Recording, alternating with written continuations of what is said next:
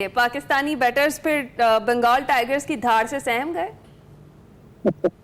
देखिए, बात यह है कि जब ये स्क्वाड अनाउंस हुआ और ये सीरीज हो रही थी, उस वक्त हमें असल तशवीश थी अपनी बॉलिंग लाइन पे, क्योंकि बॉलिंग बहुत इनएक्सपीरियंस है। खासतौर पे अगर हम पेसर्स को देखें तो नए नए लड़के शामिल किए गए, लेकिन बैटिंग का नहीं पता था कि बैटिंग ऐसे बिल्कुल हथियार डाल देगी। 110 रन बहुत ही मामूली स्कोर है, और एक वक्त तो ऐसा लग रहा था कि क्या सेंचुरी भी हो पाएगी। और लिटरल यकीन करें, मैं यही दुआएं कर रहा था कि अल्लाह सेंचुरी हो जाए, बस 100 रन बन जाए, वरना बड़ी बेइज्जती होगी कि वो बांग्लादेश जिसके खिलाफ 22 में से 19 T20 मैचेस हमने जीते हुए थे कल के मैच से पहले, वो बांग्लादेश जिसको हमने गुज़िश्ता होम सीरीज में लाहौर में इसी साल 3-0 से हराया, वो बांग्लादेश जिसके घर जाके पिछली सीरीज हमने 3-0 से जीती, उधर जाके अगर हम 100 से भी कम रन पर आउट हुए तो बहुत ही एक बेइज्जती की बात होती। लेकिन शुक्र है रन तो 110 तो हो गए, लेकिन वही बात कि बॉलिंग हमारी बहुत एक्सपीरियंस है, जो कि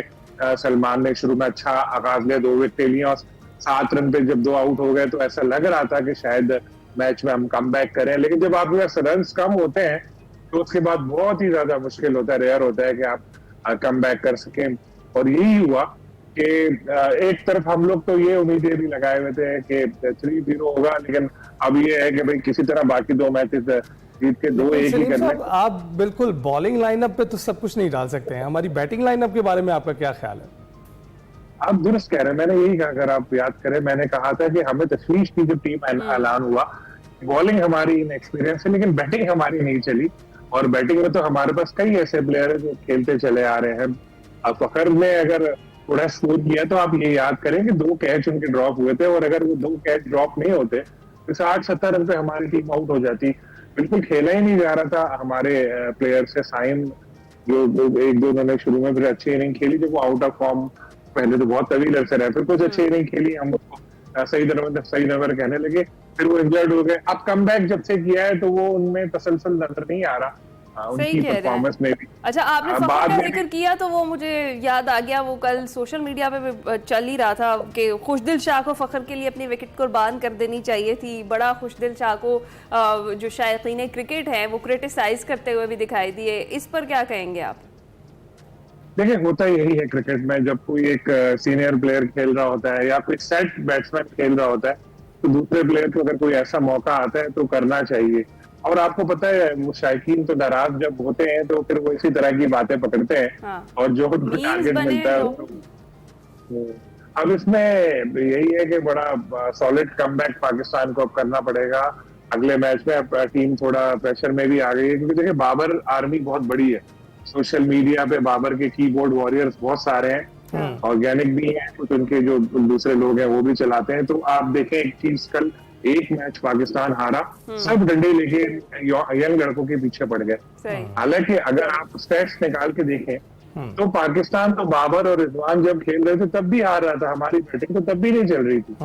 ठीक है, हमें थोड़ा टाइम देना पड़ेगा इन यंग लड़कों को, लेकिन इसके साथ जो सेलेक्टर्स हैं हमारे, अभी तो खैर अनाउंस हो गई टीम, अभी जो वेस्ट इंडीज की सीरीज के लिए स्क्वाड अनाउंस करेंगे, उसमें कुछ एक्सपीरियंस प्लेयर तो डालने पड़ेंगे। जैसे खासतौर पे बॉलिंग लाइन में आप शाहीन को रखें, नसीम फिट है तो उनको लेकर आए, वो जरूरी है। तो सलमान मिर्जा के बारे में आपका क्या ख्याल है?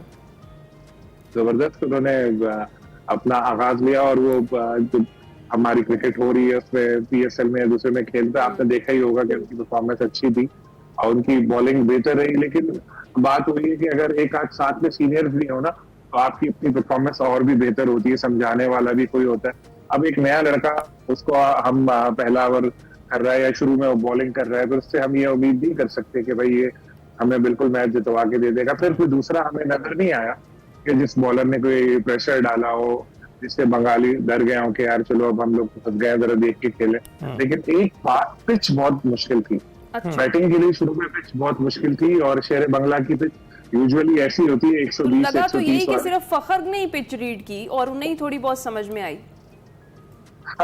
कोशिश करते रहे फखर भी, लेकिन जैसे मैंने आपको बताया कि 2 चांसेस उनको भी मिले थे। फखर जैसे प्लेयर है, अगर उसको 2 चांस मिले तो 100 से कम तो वो बात नहीं करता, लेकिन कल जो रन बनाए वो भी एक अहमियत रखते थे। लेकिन बाद में जब बांग्लादेश की बैटिंग शुरू हुई तो शायद ड्यू फैक्टर था या क्या था बॉलर्स को थोड़ी मुश्किल हुई होगी गेंद को ग्रिप करने में या कुछ, जिसकी वजह से उन लोगों को बैटिंग में थोड़ी आसानी हुई। और जाहिर है वो तो बचपन से उन्हीं पिचेस पे खेल रहे हैं। देखते हैं कि हमारा वो 3-0 वाला तो ख्वाब अब टूट गया है, आगे आगे क्या होता है। लेकिन अब ये बताएं कि ये भारत का क्या करना है सलीम खालिक साहब? ये जो वर्ल्ड चैंपियंस ऑफ लेजेंड्स का मैच था वो कशीदगी की नजर हो गया, एक बार फिर से भारत ने वही मुजाहिरा किया जो हमेशा से वो करते आए हैं। पहले मैं एक बात क्लियर कर दूं कि वर्ल्ड चैंपियनशिप ऑफ लेजेंड्स की जो टीम है ये पाकिस्तान का नाम तो यूज कर रहा है, पाकिस्तान लेजेंड्स, लेकिन इसका पाकिस्तान क्रिकेट बोर्ड या पाकिस्तान क्रिकेट से कोई ऑफिशियल ताल्लुक नहीं है। इसके जो टीम ओनर है एक प्राइवेट कंपनी है, कामिल खान उनका नाम है, अच्छे इंसान है, ऑस्ट्रेलिया में रहते हैं। और वकार यूनुस जो हमारे साबिक फास्ट बॉलर है उनके वो ब्रदर इन लॉ है। उन्होंने एक टीम ली, उन्होंने पिछले साल भी इसमें इवेंट में हिस्सा लिया था, फाइनल हारे थे इंडिया से। बिल्कुल वो आप बात सही करें, लेकिन मेंटालिटी की बात है ना उनकी, वही आ रहा हूँ। वो टीम का ऐलान काफी पहले हो चुका था कि भाई इसमें शाहिद अफरीदी भी होगा, इसमें फलाना भी होगा, इसमें फलाना भी होगा। लेकिन एकदम से ये हुआ कि इंडिया में सोशल मीडिया में ना शोर मचना पड़ा और अपने प्लेयर्स को बुरा भला कहने लगे, क्योंकि शिखर धवन और इरफान वगैरह ये सोशल मीडिया पे आपको पता है एंटी पाकिस्तान बातें करते हैं। तो उनके अपने लोगों ने उनको बोला कि यार तुम टीवी पे तो बड़ा पाकिस्तानियों को बुरा कहते हो, यार डॉलर के लिए तुम उनके साथ खेलने चले गए। जब ये प्रेशर बढ़ा तो मैच से पहले उनको कुछ खिलाड़ियों ने कहा कि जी रात को ही सैटरडे को कि हम नहीं खेलेंगे वरना हमारी कौम हमें मार भी देगी। तो उसके बाद पहले तो मुंतजमीन सोच रहे थे क्या करें, फिर उन्होंने वो मैच ही कैंसिल कर दिया। लेकिन इसका इम्पैक्ट तो इसका जरूर आएगा और वो शायद फिर एशिया कप तक भी चला जाए, क्योंकि अगर सिर्फ मीडिया पर बातचीत करने से इतना दबाव भारतीय खिलाड़ी ले लेते हैं कि वो मैच ही छोड़ जाएं तो फिर तो उनको सीरीज भी छोड़नी पड़ सकती है। एग्जैक्टली यही बात मैंने अपने कॉलम में लिखी है, आप पढ़िएगा जरूर आज। क्योंकि आप देखें एशिया कप का इस इवेंट का मैंने पहले इसीलिए कहा था, तहनीक जो बांधी थी कि पीसीबी के साथ बराह रास्त ताल्लुक नहीं है, लेकिन अब एशिया कप पे इसका इम्पैक्ट बहुत आएगा। क्योंकि 24 को मीटिंग होनी है एशियन क्रिकेट काउंसिल की, और जो इसके सरबराह है मोहसिन नकवी, उन्होंने उस मीटिंग को रखा है बांग्लादेश में। इंडिया की हर किसी के साथ लड़ाई है, सारे पड़ोसियों के साथ, बांग्लादेश के साथ ताल्लुकात कशीदा है। वो कह रहे हैं बांग्लादेश में मीटिंग ना रखो, अफगानिस्तान को और श्रीलंका को भी इंडिया ने अपने साथ मिला लिया। अगर उनको बोला भी एक सवाल मैं पूछना चाहूंगा, क्या पेनल्टीज दी गई हैं भारतीय खिलाड़ियों को इस बात पर? किस बात की पेनल्टीज दी गई है? टीम का ओनर है वही सारे भारतीय, और अक्षय देवगन जो अदाकार है इंडिया के वो भी को ओनर है इस लीग के। तो जब लीग के को ओनर इंडियन है, लीग के सारे ओनर्स इंडियन है, तो क्या वो करेंगे? वो पेनल्टी करेंगे तो उनको नहीं डंडे लेके इनके लोग पीछे पड़ जाएंगे। आप इसका अंदाजा लगा लें कि अजय देवगन की अभी फिल्म रिलीज हो रही है सन ऑफ सरदार 2, लेकिन वो नहीं गए उधर।